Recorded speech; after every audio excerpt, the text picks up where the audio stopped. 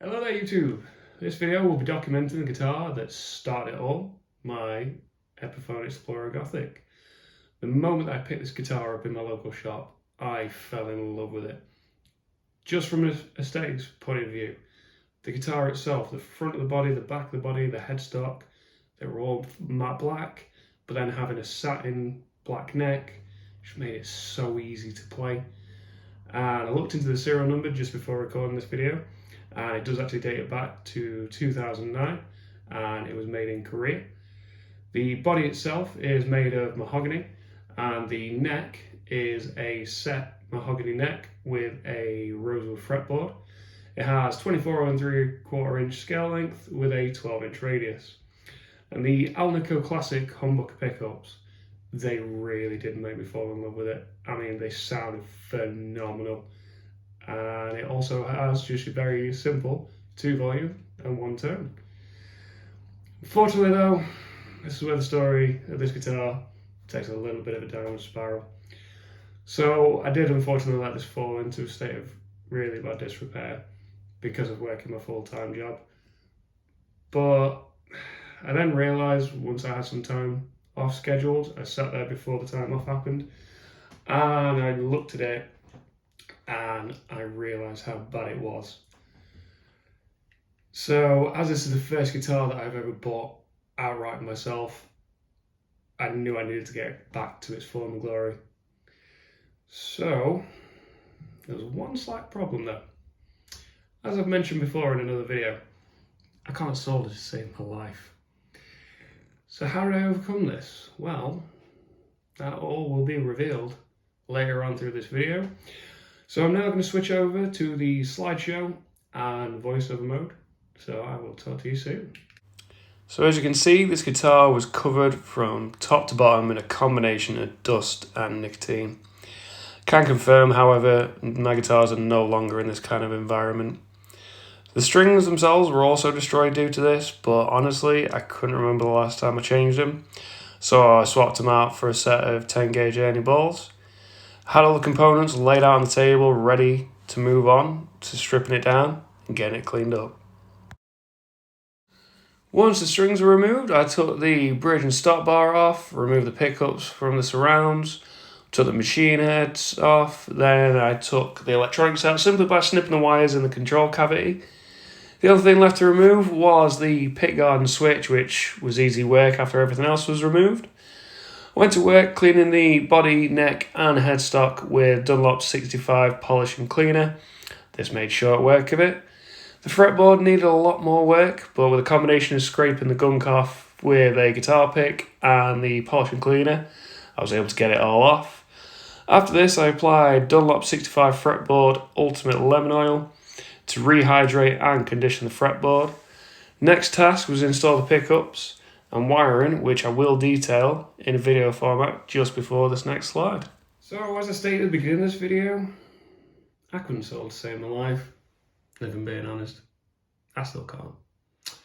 So I started looking into pre-wired harnesses, which a lot of them were just made of cheap components. Did look into obsidian wire harnesses, but unfortunately I couldn't get them in the UK at the time.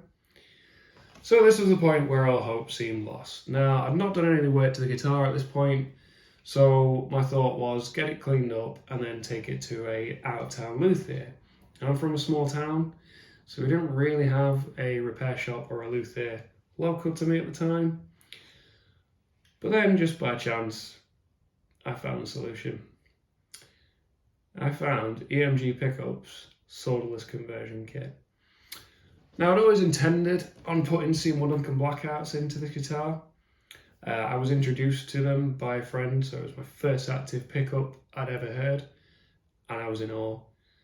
The tone that you can get from them, the sheer amount of power, the sustain on your bends, and weirdly enough, the clean tones are just as impressive as a distorted channel. So the pickups themselves actually have a 3-pin connector on the back of them, which is where the EMG stuff worked out perfectly. So with the normal Seymour Duncan wiring, you have the 3-pin wire, but obviously you'd have to solder everything from the bottom of the wire. Now with the EMG kit, comes with this lovely pickup wire. This is a section that you put into your pickup. And at the bottom of this wire, once you fit it through the body into your control cavity, you have these two little wires here. So this red wire will go to your power, and this black wire here goes into your volume control. Now the volume controls, they are 25k volumes, but the difference is they have a 6-pin connector on the bottom of it, so your pickup wire goes to the middle two terminals for bridge and net respectively. So let's just say I've already got my bridge done, so I'm going to be doing the neck one. So what you do, make sure your arrow's facing up and you plug that into the middle two terminals. As I said, this red wire goes into your power.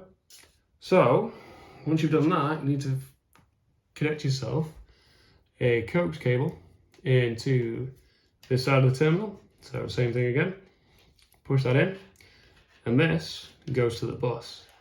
Now the bus is essentially the brains of the whole system. So your coax cables go onto this side, which you have output, neck and bridge. Your red power wires go onto this side, and this side is for your switch. So you have bridge, neck, output, and 2 ground inputs. So what you would do then, if I'm doing the neck pickup, you take your wire here and pop it into the neck section, and that bit's done. So the only thing left to do would be your output.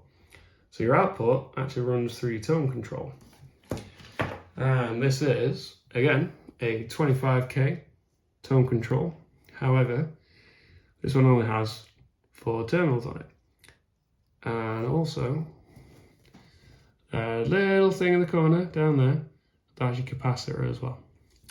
So what you do is you take another one of your coax cables, same thing, make sure your arrow's facing up, put it on the outside of this, so that would go into that bus that I've just shown you there. So the other 2 terminals need the coax cable for your output jack. So this output jack is a stereo output, and you have tip, sleeve and ring respectively. So this section will be connected to your battery. This would go into the red section of the bus. So this little wire here simply goes into the last 2 terminals. And that's literally how to do it all. Now, the only thing that was left to do was the switch. I couldn't avoid soldering, but luckily putting a wire into a terminal on a switch is really easy. And thanks to the wiring diagram that came with the EMG kit, I was able to match the wires on my switch to the wires that were on the diagram, so that I knew exactly which terminal on the switch section that they all went in. Now, with it being an active system, it doesn't need an actual bridge ground. Originally I tried to tuck this away, but it didn't really work, so I just ended up cutting it off, and that was how I got this all wired up. Now that's all been explained to you. Carry on in voiceover mode with the next section of the slideshow, which shows the pickups and the wiring installed. The pickups and controls were straight drop-in replacements, which made life a lot easier for me. The pickup colours actually blend really well with the finish of the guitar, so I was really happy with the result once I got them all installed. Did notice that the fretboard wasn't quite to the right standard. I mean, there was a lot of gunk I had to take off, but eventually a few more temps and I finally got it there, and it's been a lot easier to maintain now. The control cavity itself is very small on this guitar, so it was slightly difficult to fit the bus and a 9V battery in there, but I managed it. After this, I installed the switch and pickguard, did a few tap tests to make sure that all my wiring was how it should have been. Thankfully it was. And then I managed to move on to getting it all strung up and hearing how it sounded. So as the tap test worked out, I got it all strung back up to standard tuning, and didn't realise it at first, which I'm sure you'll see in the slideshow, that I forgot to clean my pickguard. Wasn't until my wife mentioned it. So, as you'll see in this slide, I cleaned it and the repair was done. For now, at least. So, due to needing the Seymour Duncan blackouts for another build, I'd originally bought the EMG 81 and 60 for that, but I decided to swap them out. Now, thankfully, because of the solderless conversion kit, the 3-pin connector, this was so easy to do. All I had to do was loosen the strings off slightly, unscrew the surrounds, unplug the pickup wire, and then just reinstall the EMGs.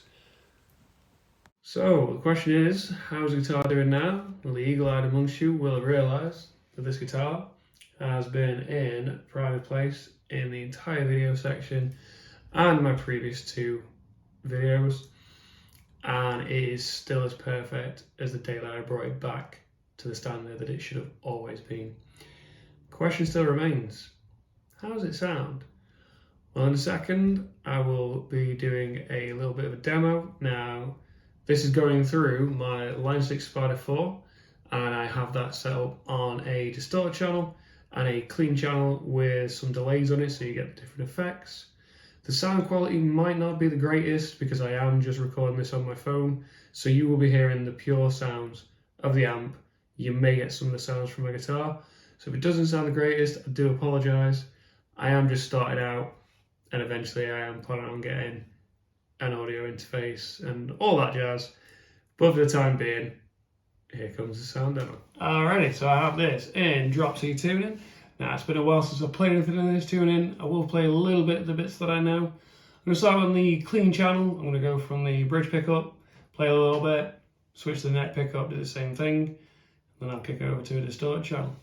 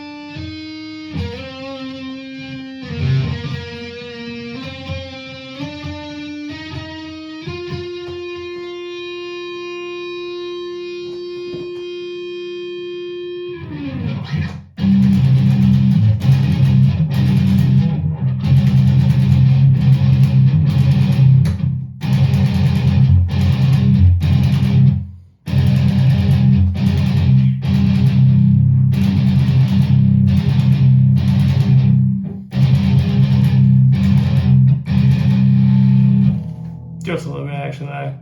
I couldn't resist playing that. So that's everything for this video. I hope you enjoyed it. I hope my guitar playing wasn't too bad. It's been a while. Really need to get back into it. If you did hear a little bit of creaking on the floor, that is my floorboards in this room. They're very creaky, unfortunately. However, I hope you enjoyed the story of how I renovated and got this guitar back to where it should have been. As always, my social links are down in the description below, so feel free to follow me on there. If you like the video, give us a thumbs up and subscribe to the channel. That's all from me on this one. I'll see you in the next.